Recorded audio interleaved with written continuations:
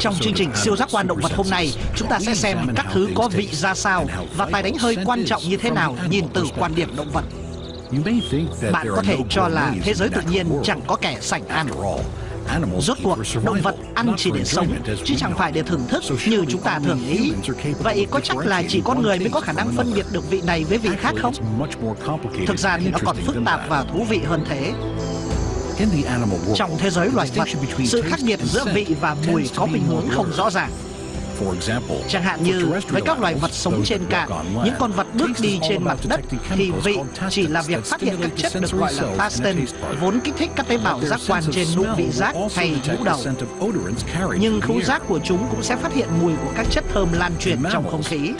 Ở động vật hữu nhũ, các tế bào thụ cảm vị giác nằm rải rác trên lưỡi.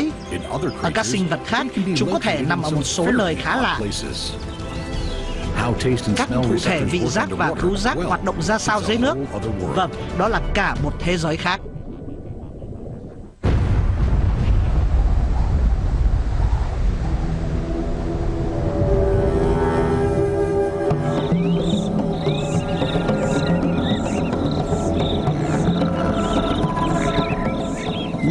Hãy bắt đầu chuyến hành trình của chúng ta từ dưới đất lên trên với việc quan sát loài rắn cùng vị giác của chúng trong một cú ngoạm.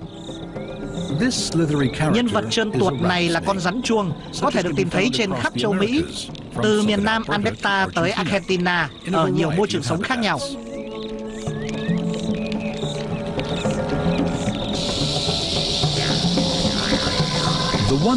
Có một điểm chung ở tất cả các giống rắn chuông cùng các giống rắn khác là vị giác tinh nhạy độc đáo của chúng. Chúng dùng những cái lưỡi chẻ nổi tiếng của mình để thu thập các phân tử ngoài không khí và nhận dạng chúng trên một lớp màng đặc biệt được gọi là cơ quan Jacobson. Nói đơn giản hơn là chúng thè lưỡi ra để nếm thấy các mùi hơi xung quanh.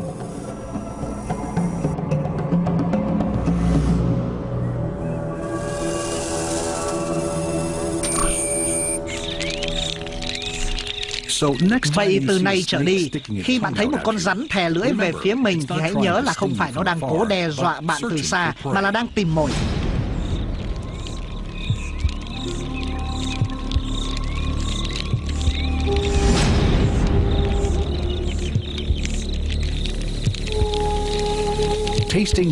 Nếm bữa ăn trước mắt trước khi ăn, cũng có thể nói như vậy. Quan trọng nhất là chúng có một khứu giác khác thường, nhưng cơ quan Jacobson của chúng lại thêm vào một phương diện khác hẳn.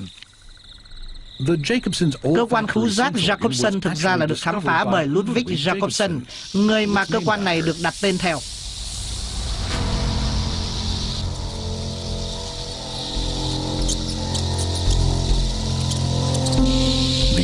Cơ quan có cái tên Jacobson này nằm trên vòm miệng của nhiều loài bò sát và hữu nhũ. Các loài hữu nhũ có gồm cả chúng ta? Hình như con người là một ngoại lệ.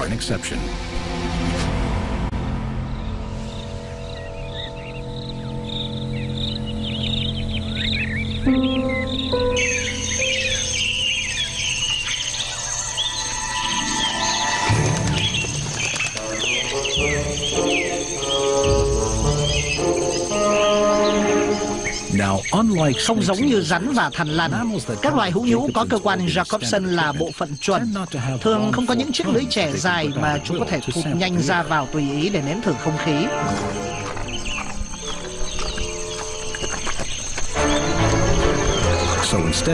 Thay vào đó, chúng lại làm việc khác. Nó được gọi là phản ứng Flehmen, chẳng hạn như mèo nhà cũng làm việc này. Và nhân vật này, heo vòi, cũng vậy. Trông hơi giống như một con heo có vòi. Heo vòi thực ra lại cùng họ với ngựa và tê giác. Có thể dễ dàng tìm thấy chúng trong các vùng rừng rậm và rừng già ở Trung và Nam Mỹ, cũng như Đông Nam Á.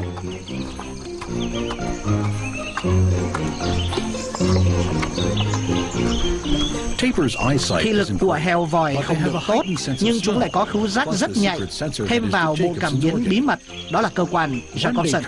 Khi chúng cong môi trên của mình lên trông như đang cười nhếch mép, cũng giống như bạn thấy mèo nhà thường làm, thì thực tế là chúng đang để lộ cơ quan Jacobson ra để có thể nếm chính xác xem có gì trong không khí.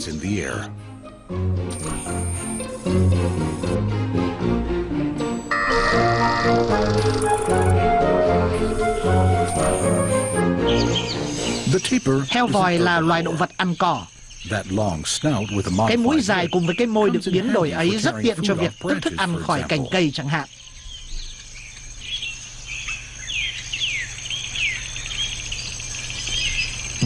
Lá cây có vị gì với heo vòi? Có lẽ chúng ta chẳng bao giờ biết được, nhưng chúng ta biết chắc làm thế nào nó tìm được dưỡng chất cho mình.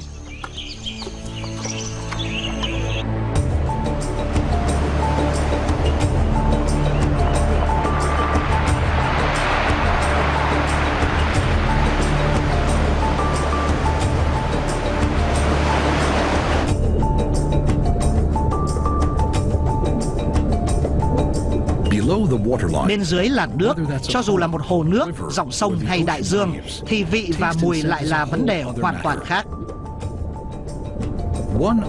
Trong số các loài vật sống dưới nước được dẫn dắt bằng mùi, có nhân vật trông có vẻ độc ác và trơn tuột này, lươn biển.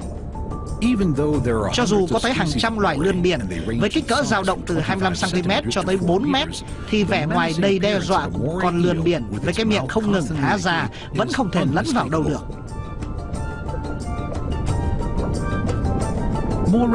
Lươn biển là động vật ăn thịt, vốn ăn cá và động vật không xương sống. Chúng cũng được tìm thấy ở các vùng biển nhiệt đới và ôn đới, dù chúng phát triển với số lượng lớn nhất quanh các rặng san hô ấm áp, đặc biệt là ở Hawaii.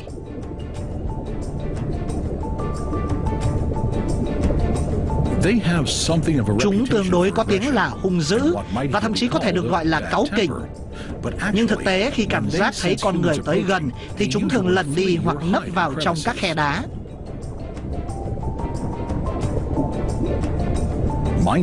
Nhưng hãy nhớ kỹ là từ các khe đá hay góc xó ấy, lươn biển thường tung ra những đòn tấn công chết người.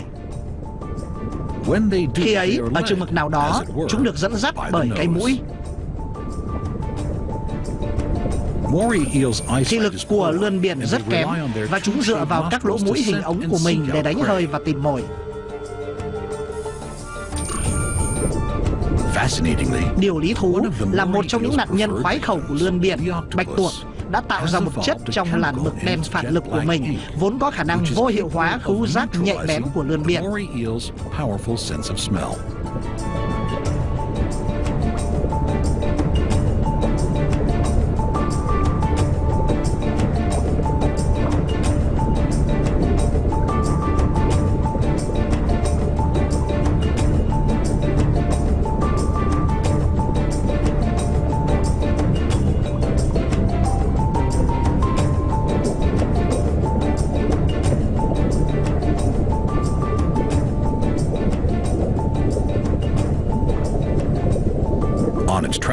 Lươn biển cũng có thể bắt gặp cá phèn dâu hay cá dê theo tiếng Anh. Chúng cũng được tìm thấy ở các khu vực nước nông, đặc biệt là tại các vùng nước ấm hoặc nhiệt đới, lướt dọc theo các rặng san hô, bùn hoặc cát. Chúng có hai cái râu bên dưới cằm, hẳn là thứ khiến chúng có cái tên cá dê, giống y như hai cái râu của con dê vậy.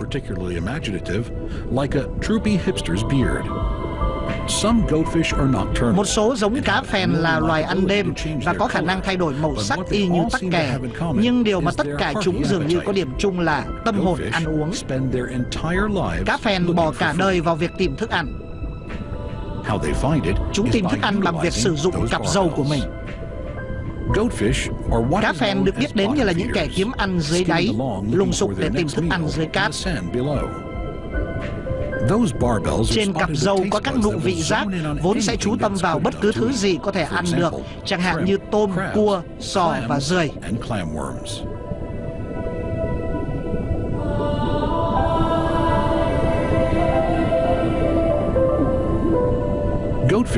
Vị giác và khứu giác sẽ dẫn dắt cá phèn tới bữa ăn kế tiếp, và kế tiếp nữa.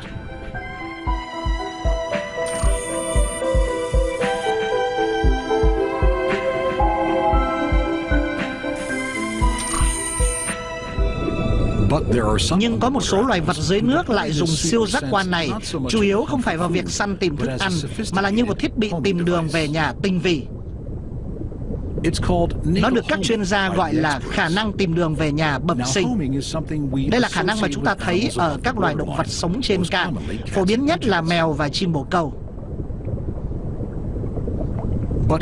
Nhưng hiện người ta còn biết là khi trưởng thành, một số loài động vật biển như voi biển, cá hồi và rùa biển có khả năng vượt qua những quãng đường đáng kể trên đại dương, quay lại đúng nơi mà chúng đã chào đời để sinh sản. Cả đời rùa biển sống ngoài biển, ngoại trừ khi rùa cái trưởng thành lên bờ để đẻ trứng ở khu vực nơi chúng đã chào đời.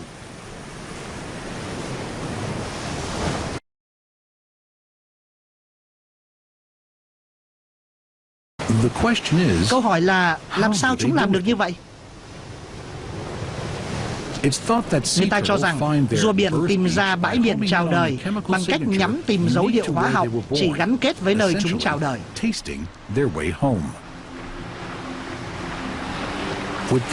Khả năng bất ngờ này, đó là thứ mà chúng ta gọi là một siêu giác quan đích thực.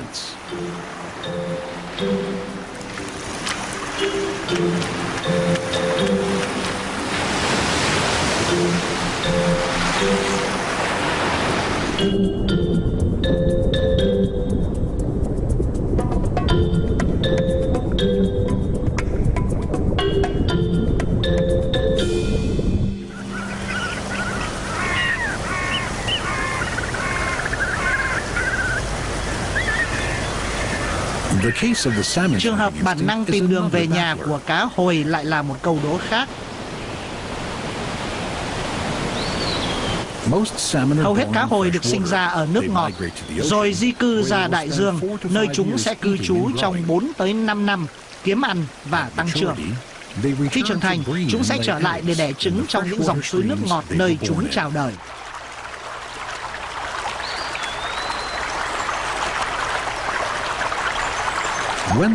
Khi chúng trở lại vùng nước ngọt để sinh sản, người ta giả thiết rằng cá hồi dùng mùi nước để tìm ra dòng suối quê hương mình, và chắc chắn khứu giác của cá hồi thật đáng ngạc nhiên.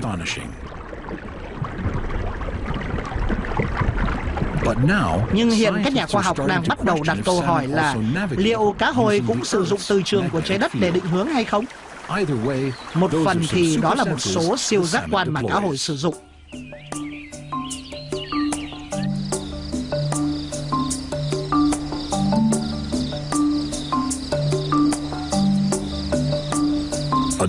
Phần khác, trong đó mùi hương là then chốt với các con vật, là khi chúng đánh dấu lãnh thổ của mình. Để lại dấu hiệu mùi trên lãnh thổ của mình, đa phần động vật chẳng phí nhiều thời gian vào việc tinh tế này.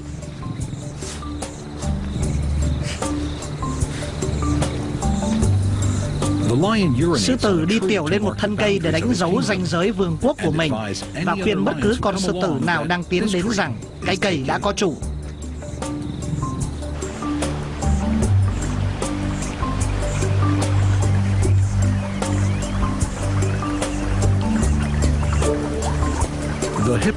Tuy nhiên, hà mã lại giải phân để cho những kẻ xâm nhập biết rằng ai nắm quyền quanh đây. Việc này được những người nghiên cứu hà mã gọi là chút phân. Còn bất cứ kẻ nào tình cờ ở gần quanh đó sẽ gọi khác đi. Cho tới giờ, các động vật mà chúng ta đã bàn tới đánh dấu lãnh thổ bằng những cách khá chuẩn mực. Dù là như với hà mã, chúng có khuynh hướng là cảnh báo. Nhưng sự thích nghi vô tận của tự nhiên chưa bao giờ hết gây sửng sốt.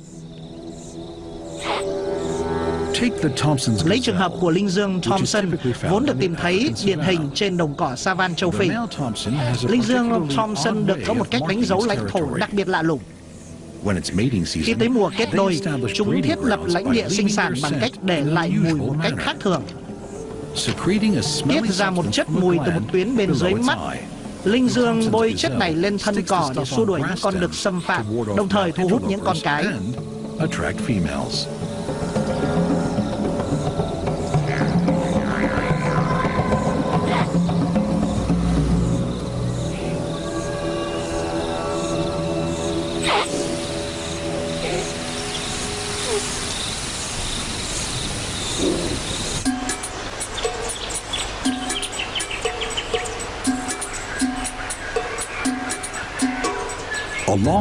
Cách xa các đồng bằng Phi Châu, trong những vùng rừng Queensland, miền nam Australia, bạn sẽ tìm thấy một trong những loài vật mà con người thường cho là dễ thương.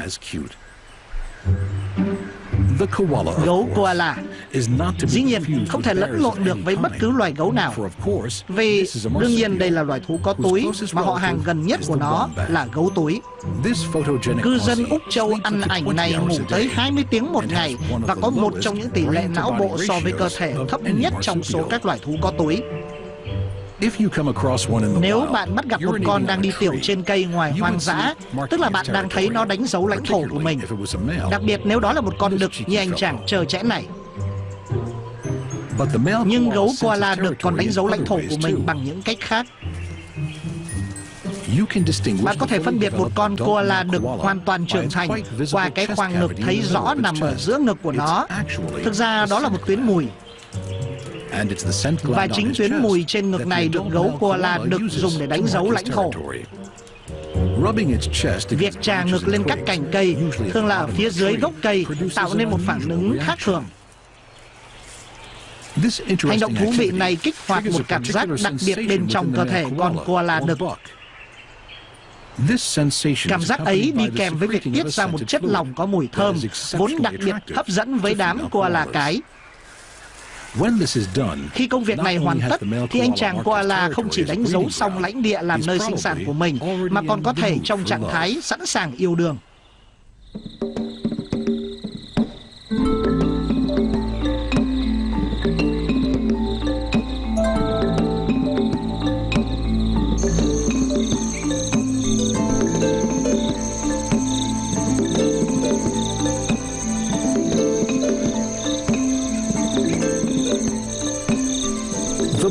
Con nhện bolas, còn có tên là nhện răng câu, sử dụng chất dẫn dụ giới tính để gài bẫy con mồi. Đây còn được gọi là sự ngụy trang tấn công, trong đó một kẻ ăn thịt sao chép đặc điểm gì đó của con mồi khiến nó bị lẫn lộn hay dụ nó vào bẫy. Con nhện bolas tiết ra một chất dẫn dụ không thể phân biệt được của con bướm đêm cái để nhử đám bướm đực vào chỗ chết. Đó là một vũ khí then chốt trong kho vũ khí của nhện bolas, bởi đây là loài nhện không bắt mồi trong mạng nhện thông thường. Thay vào đó, chúng săn mồi bằng cách sử dụng một giọt bắt dính ở đầu một sợi tơ mà chúng đung đưa về phía những con bướm đực vốn bị thu hút bởi mùi hương giả.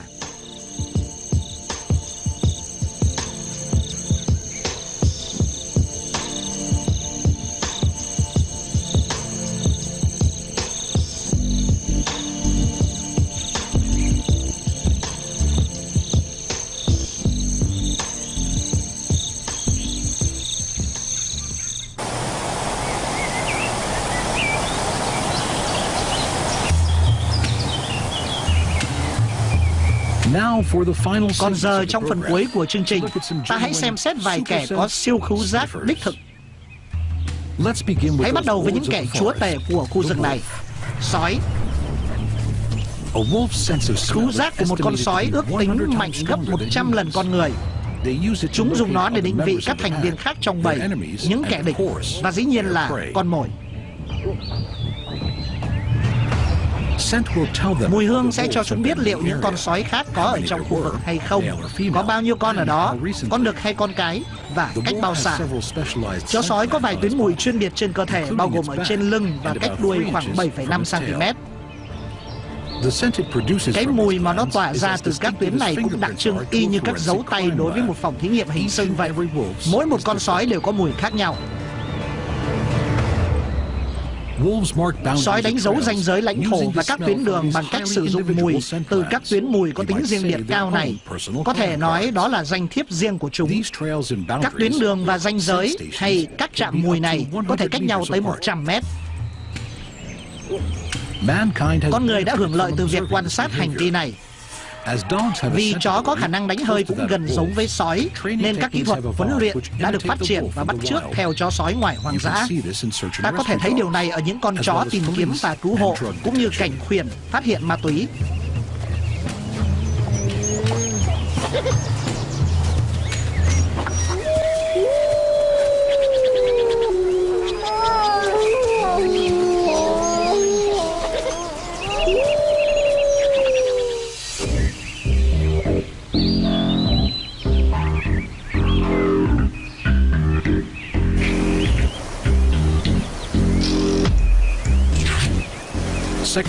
Đứng thứ hai trong số những kẻ có siêu khứu giác, một trong những cái mũi thính nhất trên đời, là loài gấu hùng mạnh. Vì lý do nào đó, người ta thường cho rằng gấu có thị giác kém. Điều đó không đúng, nhưng chúng đúng là dựa vào mùi và khứu giác nhiều hơn. Khứu giác nhạy bén giúp chúng lần tìm thức ăn. Chẳng hạn như gấu có thể phát hiện xác một con thú cách xa nó 35 cây số. Khứu giác giúp gấu tìm bạn tình, theo dõi các con gấu địch thủ và giúp gấu mẹ theo dõi được con mình. Gấu giao tiếp với nhau bằng cách sử dụng mùi. Bằng cách lưu lại mùi trên cây cỏ, chúng truyền thông điệp cho những con gấu khác có thể đang ở khu vực lân cận. Cho dù não gấu chỉ có kích thước bằng 1/3 não người, nhưng khu vực điều khiển khứu giác lại lớn hơn của chúng ta ít nhất là 5 lần. Nhưng không chỉ có não, mũi của gấu là một bộ phận hết sức đặc biệt. Dài khoảng 23 cm chỉ là một lý do, nó còn thực sự thích hợp hơn cho việc đánh hơi. Mũi của gấu chứa hàng trăm cơ nhỏ mà chúng có thể xoay trở dễ dàng y như chúng ta cử động ngón tay vậy. Diện tích bề mặt bên trong mũi chúng cũng rất rộng theo các chuẩn mực của con người và chứa hàng trăm thụ thể. Và chúng có cơ quan Jacobson trên vỏ miệng để bổ sung vào kho thiết bị giác quan này. Nhưng còn câu hỏi từ lâu đời, gấu có đánh hơi được nỗi sợ của bạn không? Câu trả lời là có và không.